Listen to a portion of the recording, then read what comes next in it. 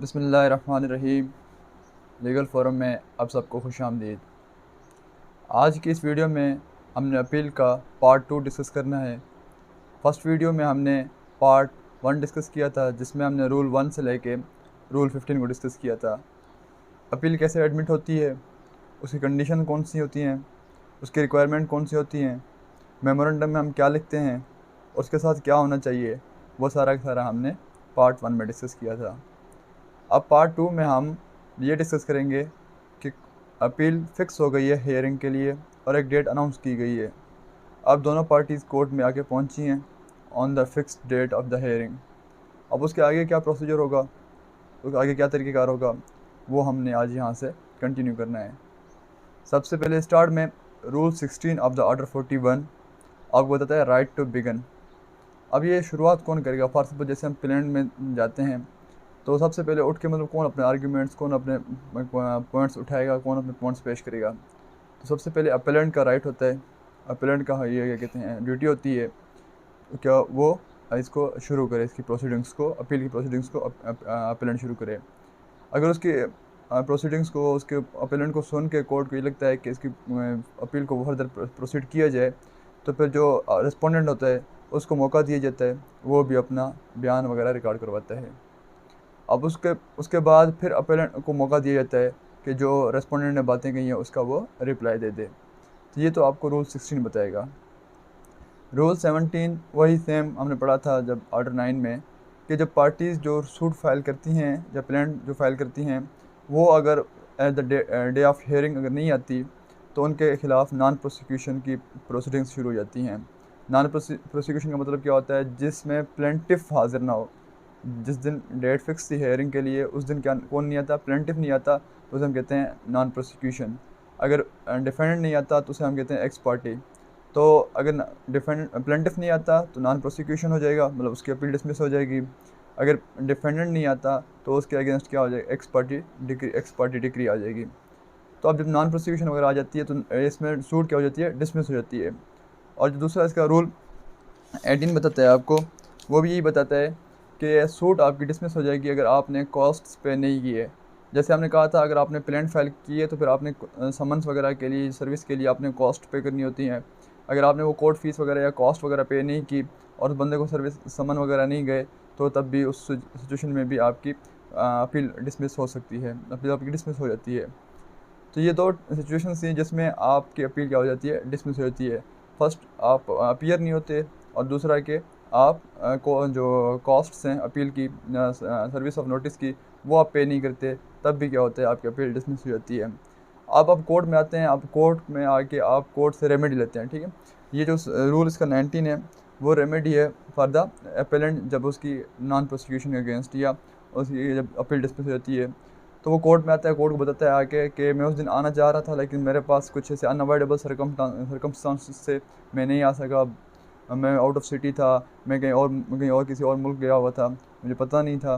तो वो सारी की सारी चीज़ें वो उसमें प्ली लेके, उस ग्राउंड से लेके, उसके तहत उसको अपनी क्या कहते हैं, अपनी अपील को दोबारा रीएडमिट करवा सकता है।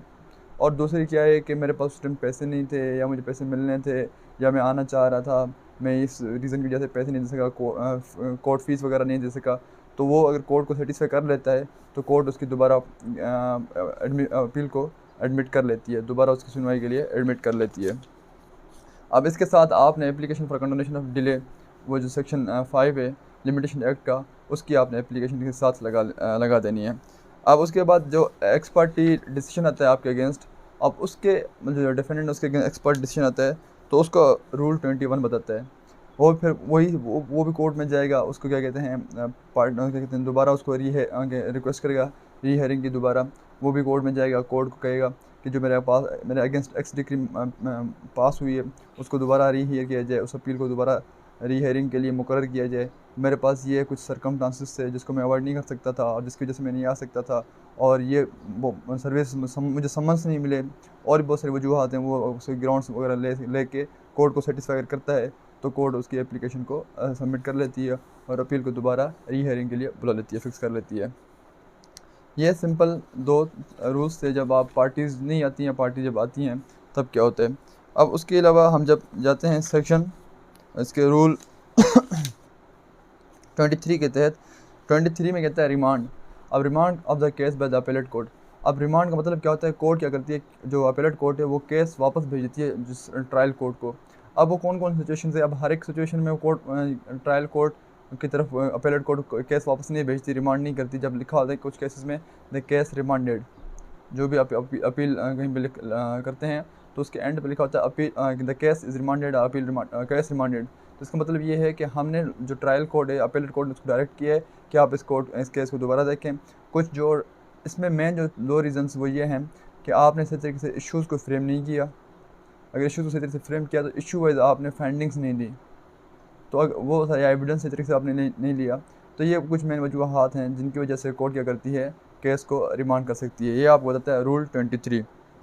और जब केस रिमांड करती है कोर्ट, तो एक 23 जो है ना, एक बेसिक जनरल प्रिंसिपल है जो आपको बताता है कि फिर आप जब केस रिमांड हो जाता है और जब दोबारा इश्यूज़ फ्रेम हो गए तो ज़ाहिर बात है उसके लिए आपने एडिशनल एविडेंस रिकॉर्ड करवाने होते हैं, और वो एडिशनल एविडेंस रिकॉर्ड करवाना आपको अलाउड होगा कि आप वो दोबारा एडिशनल एविडेंस भी रिकॉर्ड करवा सकते हैं जब केस रिमांड हो जाए। Power of the appellate courts, Rule 23A. When the court from whose decree or appeal is preferred has disposed of the case otherwise than on a preliminary point, the decree is reversed in appeal. Decree क्या हो गई है, reverse हो गई है appeal में। And a retrial is considered necessary. जब वहाँ पे retrial कंसिडर किया जाता है नेसेसरी। अब कंसिडर कहाँ पे नेसेसरी किया जाता है, जहाँ पे आपके एविडेंस से रिकॉर्ड नहीं हुए, इश्यूज सही फ्रेम नहीं हुए, जो फैक्ट्स बताए गए थे उनके फैक्ट्स के ऊपर फैसला नहीं दिया गया, उनको नहीं डिस्कस किया गया, तब उन केसेस में क्या होता है, केस रिमांड होता है। तो ये क्या कहते हैं, पावर है उसको केस को अपीलेट कोर्ट के उसको रिमांड कर सकती है। और सेक्शन 107 भी डिटेल में आपको बताता है कि वो जो अपीलेट कोर्ट है उसके पावर्स कौन से होते हैं, वो आपको मजीद सेक्शन 107 बताएगा। तो आप उसको जस्ट गो थ्रू कर लेना, वहाँ पे सिंपल लिखा हुआ है कि कोर्ट्स के पावर्स क्या होते हैं अपीलेट कोर्ट के। Section rule 24, when evidence on record sufficient appellate court में डिटरमाइन द केस फाइनली।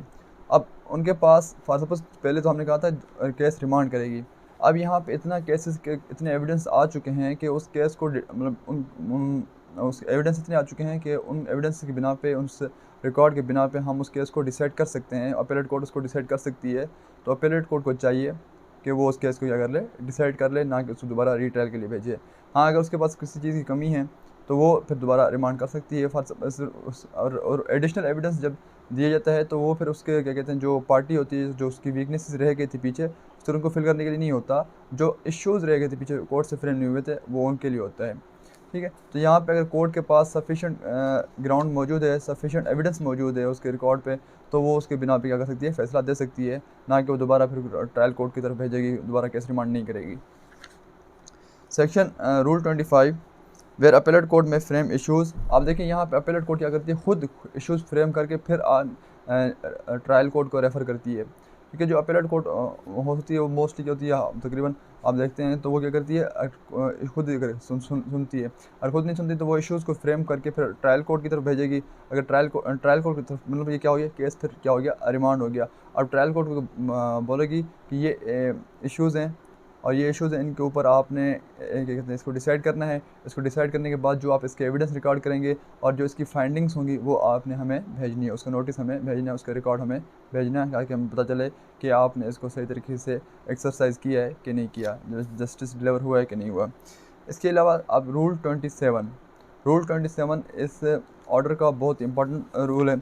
और रूल 27 आपको एडिशनल एविडेंसेस के बारे में बताएगा। Production of additional evidence in the appellate court. अब फॉर सपोज एक अपील है, आप सही तरीके से, उसका मतलब कोई इशू नहीं था, वो रिमांड नहीं हुई, बिल्कुल ठीक था, अब कुछ एविडेंसेस आपसे मिस हो गए, आप वो एविडेंस अभी आप सूट में आपसे वो प्लेंट में आपसे वो एविडेंस मिस हो गए, अब आप चाहते हैं कि वो एविडेंस आप अपील में आके दे दें, तो आपको no additional evidence allowed in the appeal. आपको एक अपॉर्चुनिटी मिली थी सूट में, प्लेंट में, कि आप अपने प्लीडिंग्स में आपको एक अपॉर्चुनिटी पूरी मिली थी कि आप अपने एविडेंस रिकॉर्ड करवाते। आर्टिकल 17 रूल 3 क्या कहता है कि जिसने एविडेंस रिकॉर्ड नहीं करवाया तो उसका evidence right of evidence close हो जाता है। तो एक जनरल रूल है कि बंदे ने एविडेंस में, जो पार्टी होती है उसने एविडेंस रिकॉर्ड करवाना होता है सूट में, प्लेंट में, अगर वो रिकॉर्ड नहीं करवा सकता तो फिर वो अपील में उसका ग्राउंड्स नहीं ले सकता। हाँ, अगर अपीलेट कोर्ट ये देखती है कि वह अपीलेट कोर्ट को ऐसी बात बताता है कि जो लोअर कोर्ट्स हैं उन्होंने हमारा जो ट्रायल कोर्ट था उसने रिफ्यूज़ कर दिया था किसी भी एविडेंस को एडमिट करने से, तो फिर क्या होगा, फिर कोर्ट उसको एडमिट कर लेती है। अब वो ऐसा एविडेंस था जिसको एडमिट होना चाहिए था और ट्रायल कोर्ट ने उसको एडमिट नहीं किया, रिफ्यूज़ कर दिया, तो उसको क्या है एडमिशन के लिए मतलब उसकी एडमिशन हो सकती है उस एविडेंस की। तो ये एक एक्सेप्शंस हैं, ये 2-3 एक्सेप्शन जो ऑर्डर रूल 27 में बताई गई हैं कि पहली कौन सी एक्सेप्शन है। पहला तो हमने कहा कि एडिशनल एविडेंस अलाउ नहीं होगा। एडिशनल एविडेंस कौन सा अलाउ होगा, जो ट्रायल कोर्ट ने रिफ्यूज़ कर दिया, पहला। दूसरा, जो अपीलेट कोर्ट को नज़र आता है कि इस एविडेंस के बिना, इसके एविडेंस के अलावा इस केस का हम फैसला नहीं सुना सकते, और ये इस केस की फैसला सुनाने के लिए, इस अपील का फैसला सुनाने के लिए बहुत लाजमी है, तब भी अपीलेट कोर्ट क्या कर सकती है, उसका एविडेंस को एडमिट कर सकती है। हाँ, उस फिर इसका रूल 2 बताता है, सब रूल 2 बताता है कि जो भी एविडेंस वो रिकॉर्ड करेगी, फिर उसकी वो रीजंस बताएगी कि मैं इस वजह से, इस रीजंस की वजह से मैं इसको रिकॉर्ड कर अपीलेट कोर्ट रिकॉर्ड कर रही है उस एविडेंसेस को, अदरवाइज़ एडिशनल एविडेंसेस अलाउड नहीं होते। तो ये एक्सेप्शंस थी 1-2 जो मैंने आपके सामने रखी। उसके अलावा आप जब पहले मतलब नहीं कर सकते, सूट में आपको अपॉर्चुनिटी होती है। अब जैसे हमने पढ़ा था आर्डर 17 रूल 3 कि आपने एविडेंस करवाना है, अगर आपने एविडेंस नहीं करवाया तो आपका राइट ऑफ एविडेंस क्लोज हो जाता है। जब आपका राइट ऑफ एविडेंस क्लोज है तो उसके बाद आप एविडेंस नहीं करवा सकते, क्योंकि आपको एक अपॉर्चुनिटी, एक टाइम दिया गया था अपने एविडेंस को रिकॉर्ड करवाने के लिए। जब आप उसको अवेल नहीं करते तो फिर बाद में आपको वो दोबारा अवेल नहीं कर सकते अपील वगैरह में। अब mode of taking additional evidence वो क्या होता है, whenever additional evidence is allowed to be produced the appellate court में आइदर टेक सच एविडेंस और direct the court from whose decree appeal is preferred, या खुद वो रिकॉर्ड करेगी, या जिस कोर्ट से वो जिस कोर्ट की डिक्री आपके पास अपील होकर आई है, या उस कोर्ट को डायरेक्ट करेगी। जैसे हमने कहा था नोटिस के लिए, क्या वो नोटिस खुद भेजेगी, या वो जिस कोर्ट ने डिक्री दी है वो उस कोर्ट को डायरेक्ट करेगी कि ये नोटिस आपने रेस्पोंडेंट की तरफ पहुँचाना है। तो यहाँ पे भी या वो खुद रिकॉर्ड करेगी, अपीलेट कोर्ट खुद रिकॉर्ड कर सकती है, और इसके अलावा जो ट्रायल कोर्ट है वो भी उस एविडेंस को रिकॉर्ड कर सकती है। अब यहाँ पे सारा कुछ हो गया, आपके एविडेंस वगैरह रिकॉर्ड हो गए। अब एविडेंस वगैरह रिकॉर्ड होने के बाद क्या आती है, जजमेंट आती है। अब जब उन सब चीज़ों को सुनने के बाद कोर्ट क्या करती है, जजमेंट देती है। जजमेंट में, अब जजमेंट में क्या क्या होना चाहिए, रूल 30 आपको बताते हैं, judgement when and where pronounced. अब judgement when and where pronounce का मतलब क्या है, जब जजमेंट कब प्रोनाउंस होगी और वेयर, ठीक है, वो तो ओपन कोर्ट में होगी। जजमेंट जब भी प्रोनाउंस होगी वो ओपन कोर्ट में होगी, और वो एट द वंस उसी दिन भी हो सकती है जिस दिन ट्रायल ख़त्म हो गया, जिसमें एविडेंस वगैरह रिकॉर्ड हो गए, कोर्ट किसी कंक्लूजन में पहुंची है, तो उसी दिन भी वो क्या कर सकती है, उसको जजमेंट प्रोनाउंस कर सकती है, या सम फ्यूचर डे। अब सम फ्यूचर डे के जो BK की पेशावर हाई कोर्ट है, उन्होंने क्या इसकी इंटरप्रिटेशन की है, उसका ये मतलब है कि सम फ्यूचर डे का मतलब है नॉट एक्सीडिंग 15 डेज़। तो 15 डेज़ के अंदर अंदर आपने उसका फैसला सुनाना होता है, जजमेंट सुनानी होती है। तो उस 15 डेज़ का आपने कब सुनाना होता है, तो जो पार्टीज़ हैं उनको नोटिस देना लाजमी होता है।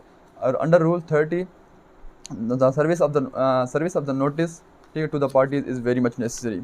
अब वहाँ पे आगे 30 रूल 31 आपको बताएगा उस कंटेंट्स वगैरह क्या होने चाहिए उस जजमेंट के, उस जजमेंट जो अपील जजमेंट है उसमें आपने क्या क्या मेंशन करना है। सबसे पहले उसमें आपने मेंशन करना है द पॉइंट ऑफ डिटर्मिनेशन, कि जो क्वेश्चंस थे, जो मेन पॉइंट्स थे जो आपने उसमें डिसाइड किए हैं अपील में, वो आपने सबसे पहले लिखने हैं, और उनके ऊपर जो डिसीजन दिया आपने वो लिखना है। और डिसीजन के अलावा आपने the reasons for the decision, उसकी रीजंस क्या है, मतलब जो भी डिसीजन आता है, जो भी फाइंडिंग्स आती है, उसका रीज़न हमने मेंशन करना होता है। जो ऑर्डर होता है वो नॉन स्पीकिंग ऑर्डर नहीं होना चाहिए, जो जजमेंट होती है वो नॉन स्पीकिंग जजमेंट नहीं होनी चाहिए। अब नॉन स्पीकिंग जजमेंट या नॉन स्पीकिंग ऑर्डर क्या होता है, वो ये होता है कि जब भी कोई भी ऑर्डर या कोई भी जजमेंट दी जाती है without any reasons, that is called non speaking judgment और नॉन स्पीकिंग ऑर्डर। ये बात यहाँ तक क्लियर है। अब उसके अलावा where the appeal is decreed, where the decree appealed from is reversed और वेरिड, जब जो अपील या डिक्री जो है वो रिवर्स की जाती है या वेरी की जाती है, and the relief the which appellant is entitled, तो वो सारा का सारा क्या कहते हैं लिखा जाता है उस कॉन्टेंट्स में, उसमें शामिल होता है। फिर उसको क्या कहते हैं, जो भी ऑफिसर होता है या जो भी जज होता है उसको कहते हैं साइन करता है, और साइन करने के बाद उसकी डेट लगा देता है। तो ये सिंपल थे contents of the judgment, contents में क्या होना चाहिए।